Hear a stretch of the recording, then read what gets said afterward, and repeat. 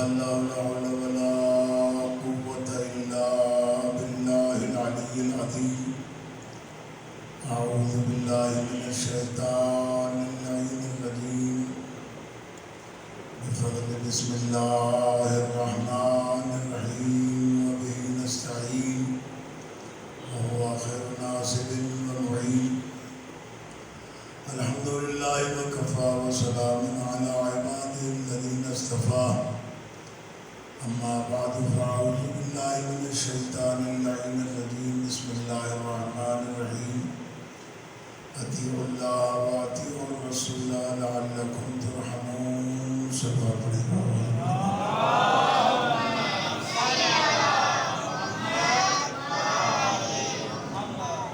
حضران عزیز، آج کی یہ مجلس ہمارے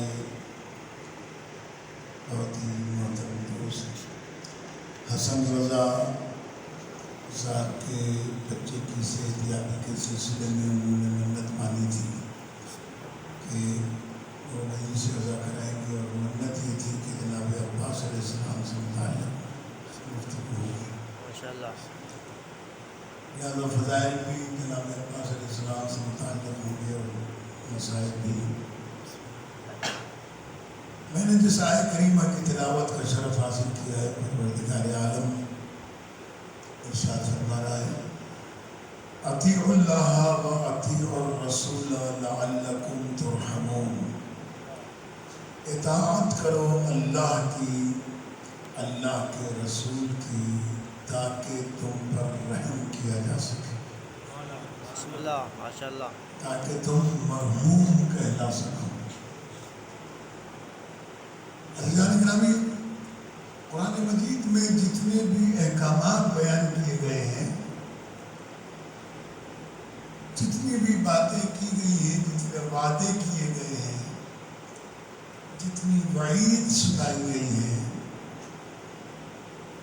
یہ حقیقت پر مبنی ہے. یہ صرف ڈرانے کے لیے نہیں یا خوشامد کے لیے نہیں.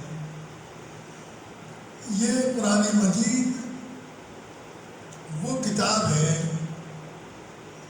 کہ جس میں اللہ تبارک و تعالیٰ نے اپنے فیصلے بیان کر دیے ہیں کہ اگر تم اللہ سے رحمت کا تقاضا کرتے ہو اور چاہتے ہو کہ اللہ تم پر رحم کرے، تو وہ رحم فقط دعاؤں سے نہیں ہوگا.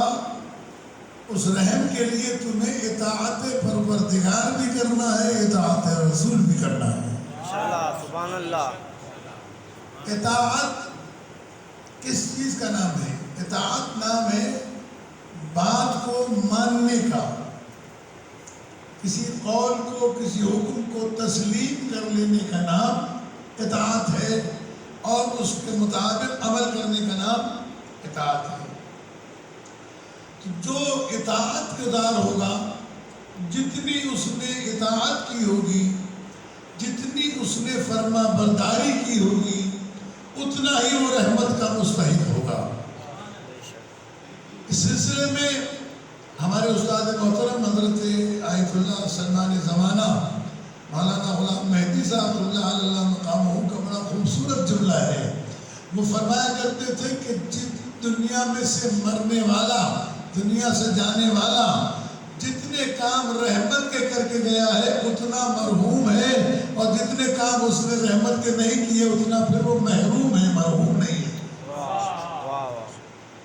اس لیے آج جس شخصیت کے بارے میں، جس ذات کے بارے میں میں آپ کی خدمت میں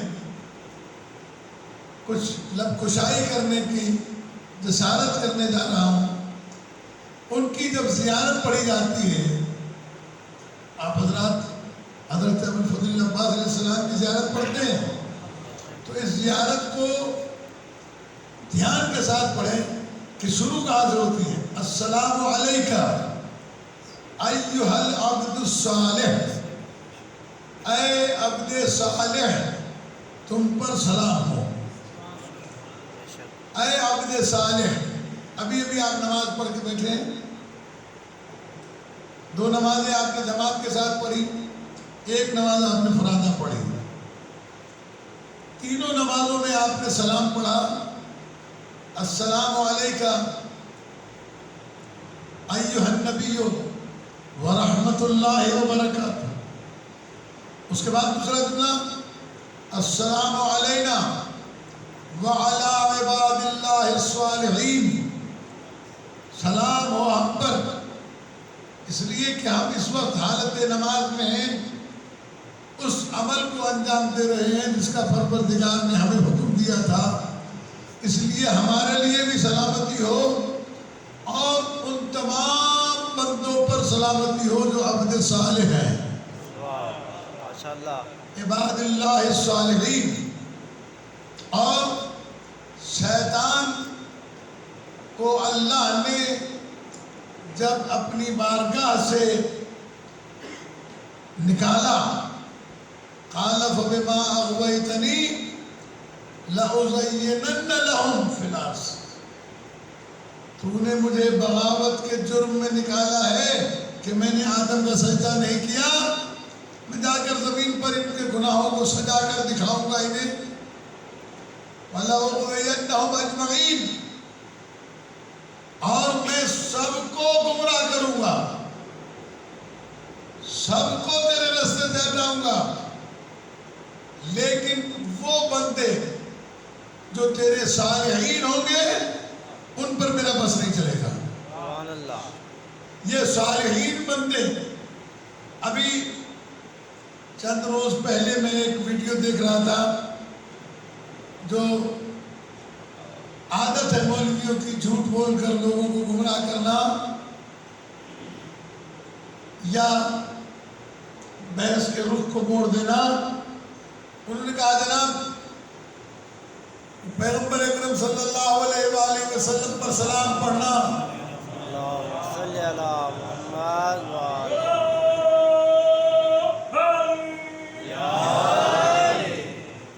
جائز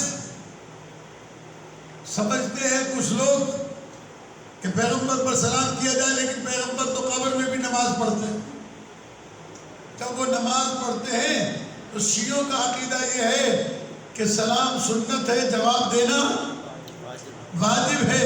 تو جب سلام کیا جاتا ہے پیغمبر پر، السلام علیکہ ایھا النبی ورحمۃ اللہ وبرکاتہ، کہ جب پیغمبر پر سلام کیا جاتا ہے تو اگر ان پر جواب دینا واجب ہے تو پھر قبر میں جب وہ نماز خود پڑھ رہے ہوں گے تو کیسے جواب دیں گے؟ یہ ایک نیا عقیدہ نکالا ہے.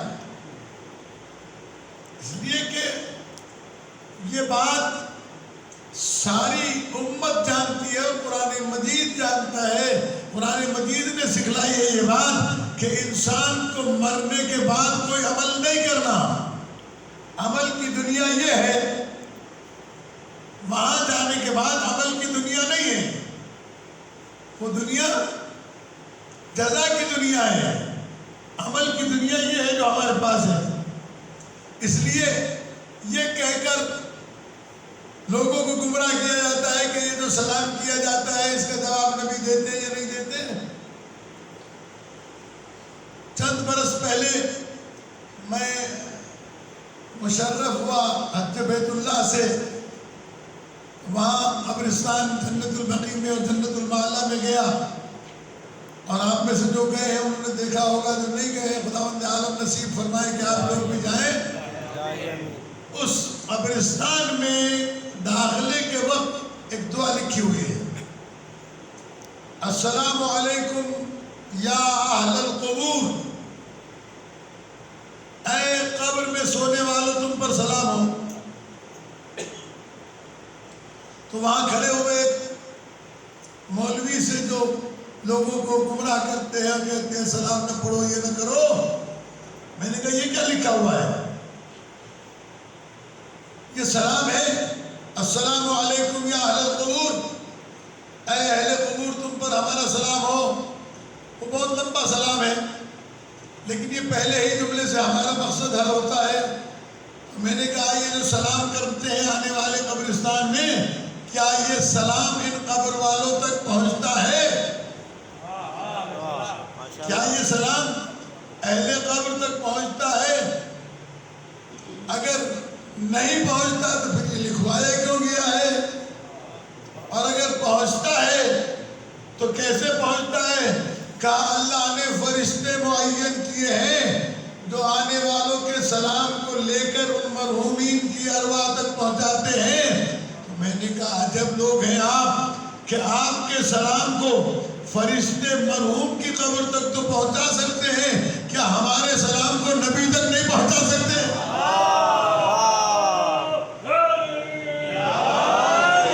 ماشاءاللہ ماشاءاللہ، کیا ہمارے سلام کو نبی تک نہیں پہنچا سکتے؟ لہذا یہ ایک مغالطہ پیدا کیا جاتا ہے، اس لیے تاکہ اپنے عقیدے کو بچا سکیں۔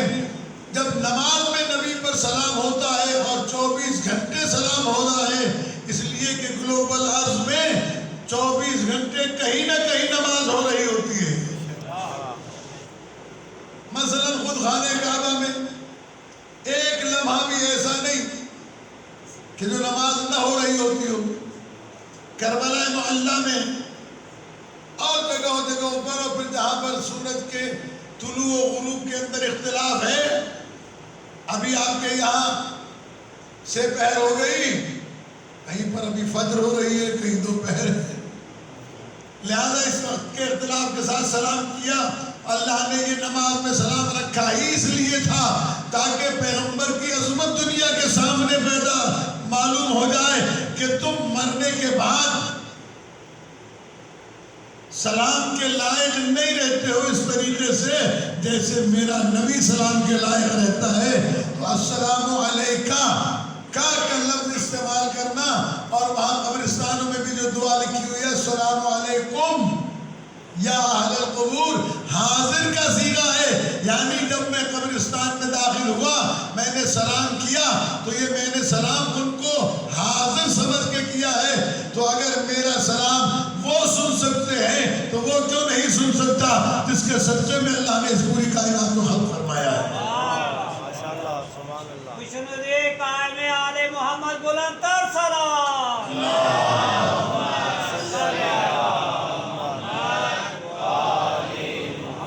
تو یہ یہاں پر جو سلام کیا جا رہا ہے السلام علیکہ ایھا العبد الصالح، یہ ان صالحین میں سے ہے جو 24 گھنٹے سلام قبول کرنے کی صلاحیت رکھتے ہیں۔ عبد صالح میں نے نہیں کہا ہے، عبد صالح کسی عالم نے نہیں کہا، عبد صالح کسی مجتہد نے نہیں کہا، عبد صالح کا لقب اور سلام امام علیہ السلام کی زبان سے نکلا ہے۔ ائمہ اہل بیت نے جب بھی سلام کیا حضرت عباس علیہ السلام کو تو السلام علیکہ ایھا العبد الصالح کہہ کے سلام کیا، یعنی جسے عبد صالح امام کہے اس کو ہماری زبان میں معصوم کہا جاتا ہے۔ اگر گناہگار ہو تو عبد صالح نہیں بن سکتا، اگر ایک لمحے کے لیے بھی گناہگار ہو۔ اسی لیے جناب عباس علیہ السلام کو بھی معصوم کہا گیا ہے، بس اتنا سا فرق ہے کہ وہ معصوم عصمت کبریٰ کے ہیں، یہ عصمت صغریٰ کے ہیں۔ یہاں اس بات کی تاکید کی گئی ہے کہ دوسرا جملہ جو پڑھا جائے گا السلام علیکہ ایھا العبد الصالح المطیع للہ ولرسولہ، اس کا مطلب یہ عبد صالح بنا ہے، اللہ کا بھی فرما بردار ہے اور رسول کا بھی فرما بردار ہے۔ کتنا فرما بردار ہے کہ عبد صالح کی فہرست میں آیا ہے یہ عباد اللہ صالحین، کتنی بڑی فہرست ہے جن پر سلام کیا جاتا ہے، ان میں ایک جناب عباس علیہ السلام کو بھی شمار کیا گیا ہے۔ اور اس اطاعت کو ظاہر کرنے کے لیے جناب عباس علیہ السلام نے جتنی محنت کی ہے کہ ایک لمحے کے لیے بھی تاریخ یہ نہ لکھے کہ اس موقع پر حضرت عباس علیہ السلام نے معصوم کی، امام کی، رسول کی، اللہ کی اطاعت سے روگردانی کی ہو۔ اب اندازہ کر لیں، یہ وہ فرزند امیر المومنین علیہ السلام ہے جس کے لیے امیر المومنین فرماتے ہیں کہ میں نے عباس کو نماز شب کی دعاؤں میں مانگا ہے، وہ علی جو کسی سے کچھ نہ مانگے، اس نے اللہ سے عباس مانگا ہے۔ یہ وہ شہزادہ ہے کہ جس شہزادے کے لیے خصوصی اہتمام کیا گیا ہے۔ جناب امیر علیہ السلام فرماتے ہیں اپنے بھائی جناب عقیل سے، اے بھائی تم عرب کے شجرے سے واقف ہو، لہذا کوئی ایسی خاتون میرے لیے تلاش کر کے دو جو خاتون سیرت میں، شجاعت میں، خاندانی وراثت رکھتی ہو، بد زبان نہ ہو، بد عمل نہ ہو۔ جناب عقیل نے امیر المومنین سے فرمایا کہ بنی کلاب کے سردار آئے ہوئے ہیں، ان کی ایک بیٹی ہے، میں جانتا ہوں، اگر وہ اس رشتے کو قبول کر لیں۔ حضرت کا کتنا بڑا اہتمام تھا کہ جناب ام البنین نے بھی خواب دیکھا کہ امیر المومنین رشتہ لینے آئے ہیں، ان کی مادر گرامی نے بھی خواب دیکھا اور یہ خواب اپنے شوہر سے بیان کیا، تو انہوں نے کہا کہ کہاں وہ صاحبان کرامت، کہاں ہم؟ تو جب جناب عقیل رشتہ لے کر گئے ہیں تو انہیں یقین نہیں آیا، کہنے لگے کہ ہم قبول کرتے ہیں۔ قبول کیا انہوں نے، اور جب جناب ام البنین آئی ہیں جناب امام علی علیہ السلام کے خلافت کے بعد، نام فاطمہ، خاندان کلابیہ، جب ہم تشریف لائی ہیں تو دروازے کی چوکھٹ کو چوما، جب یہ اندر تشریف لے جاتی ہیں گھر کے اندر تو ایک بازو جناب امام حسن مصطفیٰ علیہ السلام نے پکڑا، ایک بازو جناب امام حسین علیہ السلام نے پکڑا، ماں کہہ کر سلام کیا۔ جب گھر کے اندر داخل ہو چکی تو ایک بازو جناب زینب کبریٰ سلام اللہ علیہ نے تھاما، ایک بازو جناب ام کلثوم سلام اللہ علیہ نے تھاما، اور وہاں لے جا کر بٹھانے لگی جہاں جناب سیدہ صلوات اللہ علیہ بیٹھتی تھی، اس مسند پر لے جا کر بٹھایا۔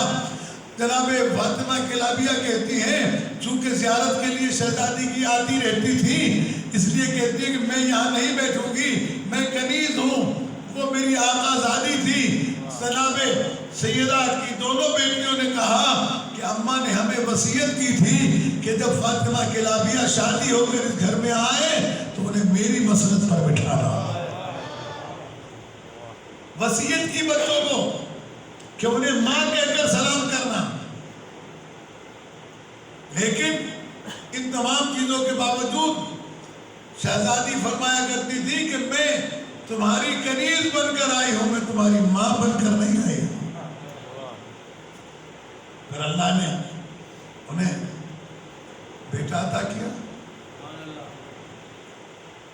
4 بیٹے تھے جناب ام البنین کے، اسی لیے بیٹوں کی ماں کہلاتی ہے، بنین جمع ہے، ام البنین یعنی بیٹوں کی ماں۔ جناب عباس علیہ السلام کو تمام تربیت امیر المومنین نے دی۔ لکھتے ہیں مورخین کہ جب جناب عباس علیہ السلام بولنے کے قابل ہوئے دنیا میں آنے کے بعد، تو امیر المومنین نے اپنی گود میں بٹھا کر کہا کہو واحد، واحد مانا ایک۔ پھر جب کہا کہ کہو اثنین، جناب عباس علیہ السلام نے مولا کی طرف دیکھ کر کہا بابا جس زبان سے ایک کہا ہے 2 کہنے کی جسارت نہیں کر سکتا۔ یہ اس بچپن کے عالم میں توحید کے عقیدے کا عالم ہے، ایک کہا ہے تو اب 2 نہیں کہوں گا۔ بس میرے دوستو اس چیز کو محسوس کریں کہ جس کی پاکیزہ آغوش ہو اس سے عباس جیسے بیٹے پیدا ہوتے ہیں۔ عزادارو یہ بات طے ہے کہ امیر المومنین نے یہ جملہ کہہ کر تاریخ میں اپنے تمام چاہنے چاہنے والوں کو، اپنے تمام شیعوں کو، اپنے تمام ماننے والوں کو یہ پیغام دیا کہ شادی کرنے سے پہلے تلاش کرو کہ ایسی خاتون ہو جو خاندانی شرافت رکھتی ہو۔ ماشاء اللہ۔ اس لیے کہ عورت سے شادی کرنے سے پہلے بہت ساری روایات موجود ہیں۔ ایک جگہ پر پیغمبر نے فرمایا ایاکم وخضراء الدم، پیغمبر فرماتے ہیں میں تمہیں ڈراتا ہوں کہ کوڑی کی سبزی نہ کھانا کرے۔ لوگوں نے پوچھا اس سے مراد کیا ہے؟ آپ نے فرمایا اس سے مراد وہ عورت ہے کہ جو صورت میں تو خوبصورت ہو، خاندان خراب ہو، اس کا خاندانی شرافت ہو۔ اس لیے کہ بچوں پر، اولاد پر 80% اثر ننیال کا ہوتا ہے، 20% ددیال کا ہوتا ہے۔ 80% اثر ننیال کا، 20% ددیال کا۔ اس لیے کہ باپ کا فقط نطفہ ہوتا ہے، ماں 9 مہینے پیٹ میں رکھتی تھی اس کا سارا خون، اس سے بچے کی ولادت ہوتی ہے ساری۔ کسی نے چھٹے امام جعفر صادق علیہ السلام اللہم صلی علی محمد وآل محمد، مولا سے پوچھا تھا مولا ہم اپنے بچوں کی تربیت کس عمر سے کریں؟ 1 2 سال 4 سال 6 سال؟ امام نے فرمایا شادی سے پہلے۔ سائل پوچھتا ہے مولا ابھی تو آئی نہیں گھر میں آنے والی، اولاد پیدا ہی نہیں ہوئی، شادی سے پہلے تربیت کیسے ہوگی؟ کہا پہلے ایسی ماں تو تلاش کرو جس کی آغوش میں اچھا بچہ پیدا ہو سکے۔ اگر تم ادھر ادھر سے منہ دیکھ کر اپنے گھر میں لے آئے، اس کے بعد میں نتائج نکلیں گے، جیسی ماں ہوگی۔ اب میں ایک بات لمبی نہ کروں، بس اسکول میں جب پڑھتے تھے تو اچھے استاد تھے، وہ تعلیم کے دوران اچھے واقعات سنایا کرتے تھے۔ کہنے لگے کہ ایک آدمی گھوڑا بیچنے کے لیے گھر سے نکلا، رستے میں اسے ایک آدمی مل گیا، کہا کہاں جا رہے ہو؟ کہا گھوڑا بیچنے۔ کہا دکھاؤ مجھے، میں بھی خریدار ہوں۔ گھوڑے پہ بیٹھا اور گھوڑے کو دوڑا دیا۔ یہ آدمی پیچھے پیچھے دوڑا، کافی دور جانے کے بعد اس نے گھوڑے کو روک لیا۔ جب یہ آدمی گھوڑے کے قریب پہنچا اس نے پھر دوڑا دیا، پھر گھوڑے کے قریب پہنچا پھر دوڑا دیا، پھر تیسری جگہ پر جا کر رکا اور گھوڑے سے اترا اور اس گھوڑے کے مالک کے ہاتھ میں لگام دی، کہا جلدی کر اپنے گھوڑے پہ سوار ہو اور جا یہاں سے۔ کہا میں چلا جاؤں گا لیکن یہ تو بتا تم نے کیا کیا؟ یہ اس نے کہا بات یہ ہے کہ میرا باپ ہے چور اور میری ماں ہے نیک، وہ جو چوری والی روٹی میں نے کھائی ہے اس کا بھی اثر پیٹ میں ہے، ماں کے پاک خون بھی میرے پیٹ میں ہے، لہذا جب باپ والی روٹی کا اثر ہوتا تھا تو میں دوڑاتا تھا گھوڑے کو، اور جب ماں کے خون کا اثر ہوتا تھا تو میں رک جاتا تھا، اور اب میری ماں کے خون نے اثر کیا تو میں گھوڑے سے اتر پڑا اور میں نے تجھے دی لگام کہ جاؤ اپنے ساتھ لے جاؤ۔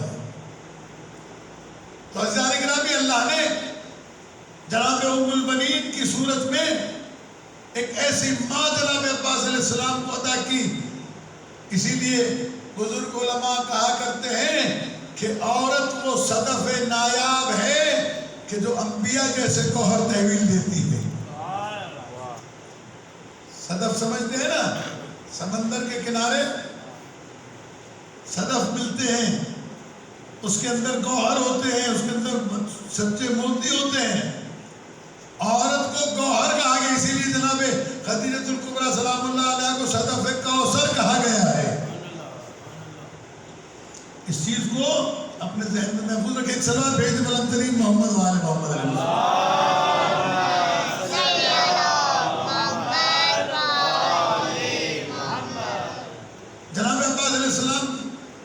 کو جنگ کے تمام اصول، تمام فن امیر المومنین نے خود سکھایا ہے، اور پھر جناب قاسم اور جناب علی اکبر علیہ السلام کو جناب عباس علیہ السلام نے تربیت دی ہے۔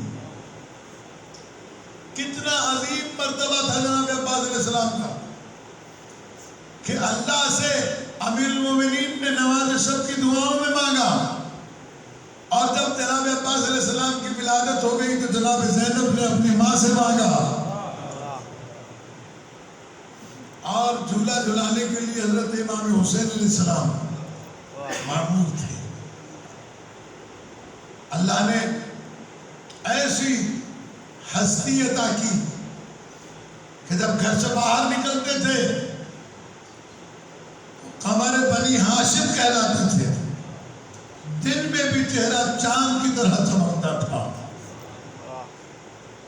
جس کے سامنے حسن یوسف بھی شرما جائے اسے عباس کہتے ہیں۔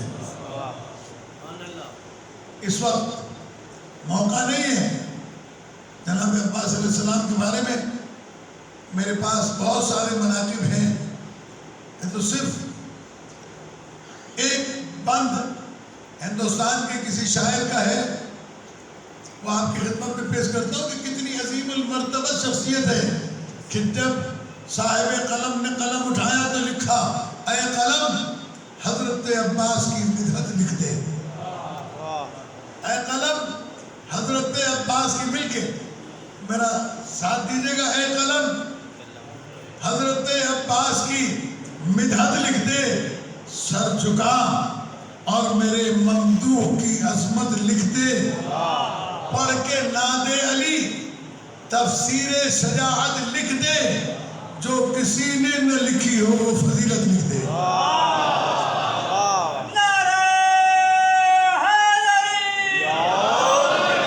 جو کسی نے نہ لکھی ہو وہ فضیلت لکھ دے۔ اور بیت صحیح کتنا عظیم بیت ہے، کہتے ہیں سرخیاں ہیبت عباس سے دھانی ہو جائیں۔ دھان کہتے ہیں اردو میں اس چاول کو کہ جو سرخی مائل ہوتا ہے، ریڈ کلر کا، جس کا آٹا بنا کر آپ لوگ روٹی کھاتے ہیں، یہ اردو میں دھان کہلاتا ہے، اور اس کے رنگ کو جو ہے دھانی رنگ کہا جاتا ہے۔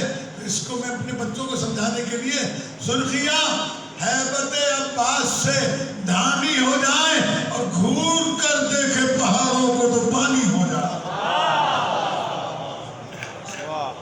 گھور کر دیکھے پہاڑوں کو تو پانی ہو جائیں۔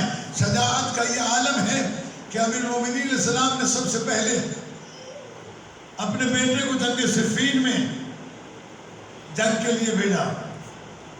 جب جناب عباس علیہ السلام جا رہے تھے تو لشکر حاکم شام میں ایک دوسرے کو دیکھ کر کہہ رہے تھے کہ علی آ رہے ہیں۔ اس وقت پہچانا جب جناب عباس نے نقاب کو پلٹا۔ اور مورخین نے یہ بھی لکھا کہ ان کو غازی کیوں کہا جاتا ہے۔ غازی کا ایک لقب کا سبب یہ بتایا جاتا ہے کہ جنگ صفین میں جب ابو سفیان کے بیٹے نے پانی بند کیا علی علیہ السلام کے لشکر پر، جناب عباس علیہ السلام اور جناب امام حسن مجتبیٰ کی معیت میں جناب امیر علیہ السلام نے لشکر چھوٹا سا بھیجا، وہ جنگ کی وہ جوہر دکھائے اور وہ بڑھ بڑھ کر حملے کیے کہ لشکر والے پریشان تھے۔ جب واپس آئے ہیں تو ان کو غازی کا لقب دیا گیا۔ عزیزان گرامی، اس کے بعد بہت ساری جنگوں میں جناب عباس علیہ السلام کی شرکت ہے، لیکن ایک چھوٹا سا واقعہ آپ کے سامنے پیش کروں، اس کے بعد میں بات کو تمام کر دوں کہ جناب عباس علیہ السلام بازار کوفہ میں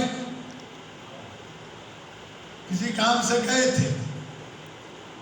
شام کا ایک رہنے والا پہلوان آیا، کہنے لگا جناب عباس کو پہچانتا نہیں تھا، کہنے لگا اے غلام، غلام سے مراد جوان، عربی میں یہ بھی ایک لفظ بولا جاتا ہے، کہنے لگا اے جوان، بن ابی طالب کو جانتا ہے؟ کہاں جانتا ہوں؟ کہا مجھے ان سے ملنا ہے؟ کہا کیوں ملنا ہے؟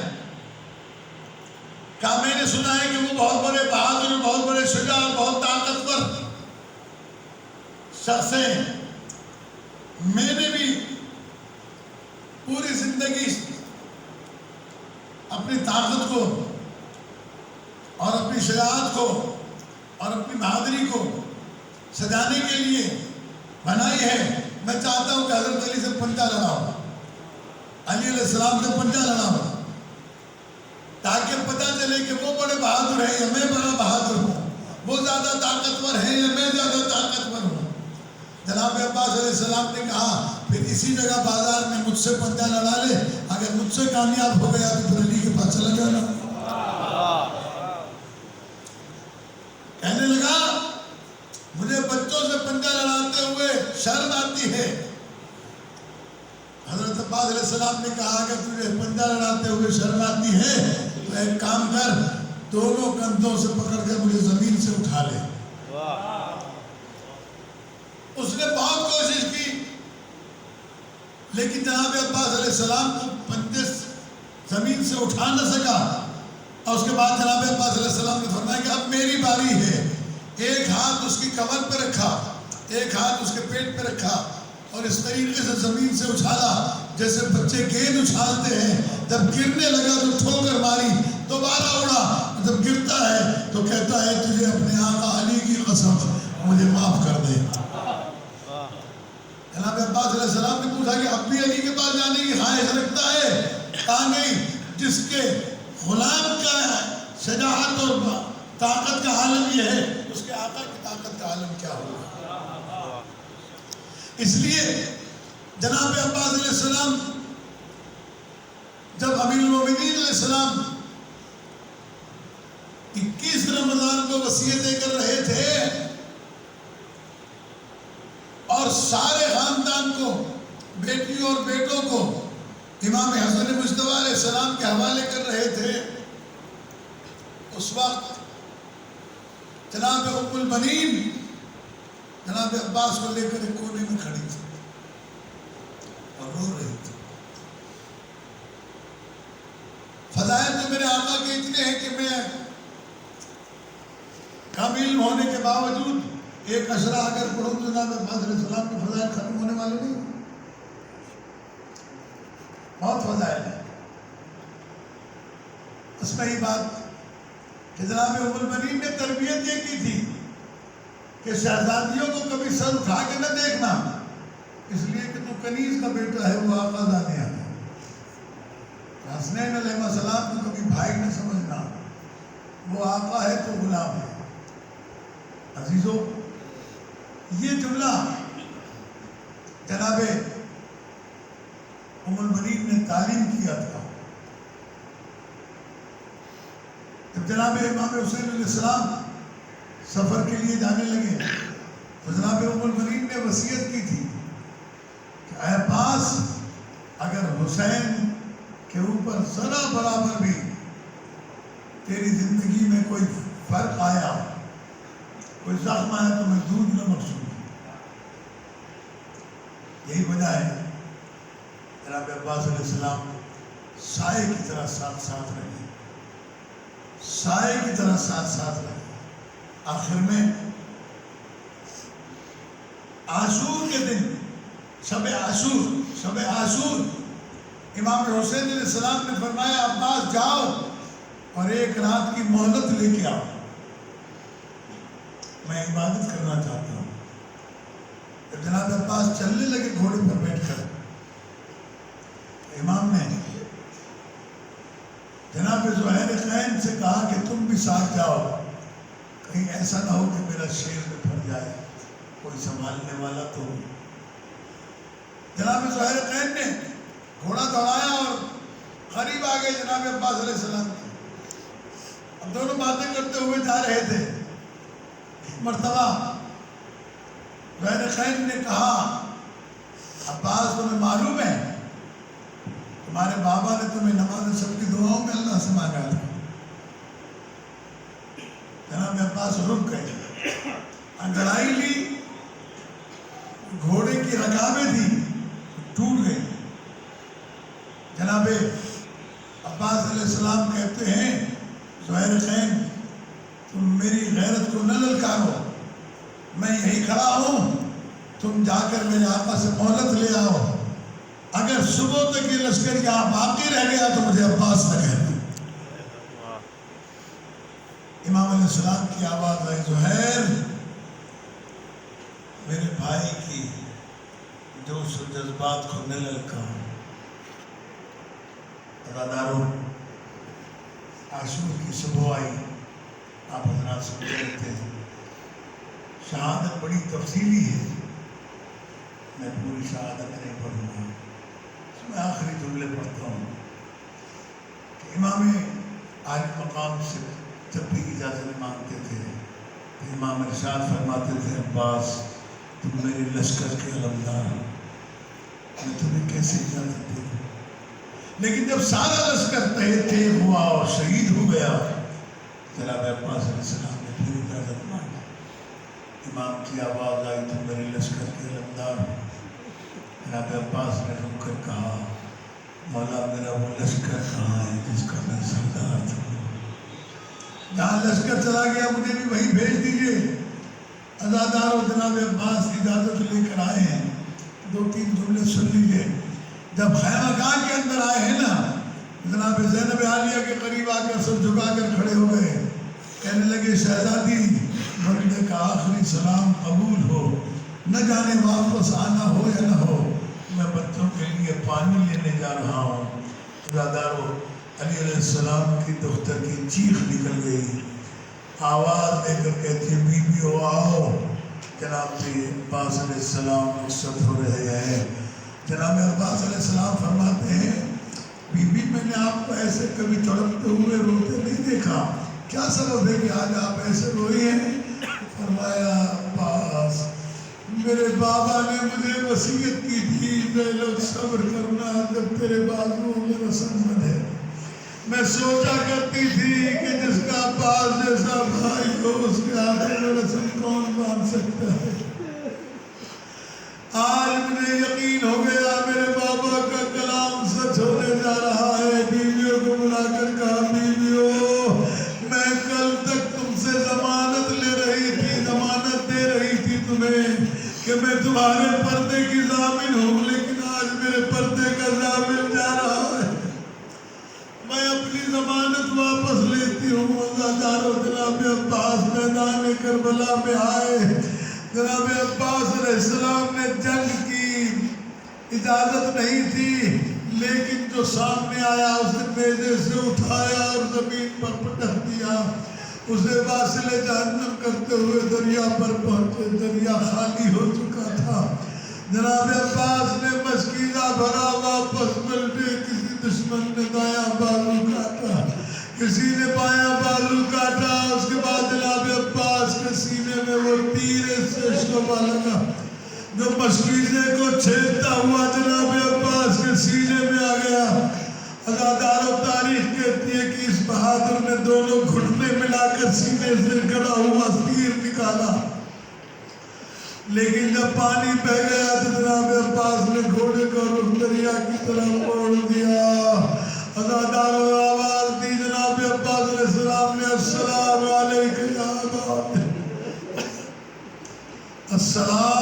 السلام علیکم یا ابا عبداللہ، السلام علیکم یا ابن رسول اللہ.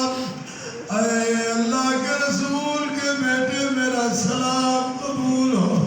عزادارو امام حسین علیہ السلام کھڑے ہوئے دونوں ہاتھ کمر پر رکھ کے کہتے الان انکسر ظہری. عباس تیرے جانے سے میری کمر ٹوٹ گئی، میرے سارے ہیلے ختم ہو گئے. بس عزادارو میں نے مجلس تمام کی.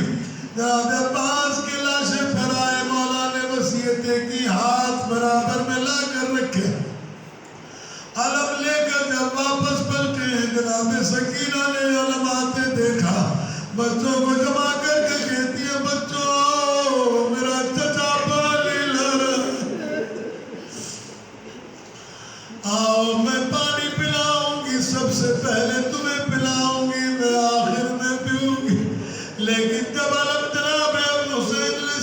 के हाथ में देखा, शहजादी ने सूखा हुआ कूजा फेंक दिया।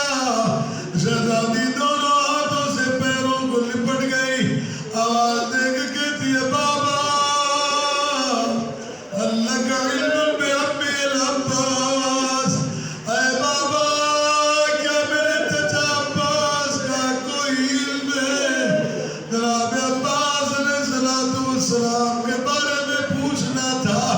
इमाम ने गोद में उठाकर कहा, सकीना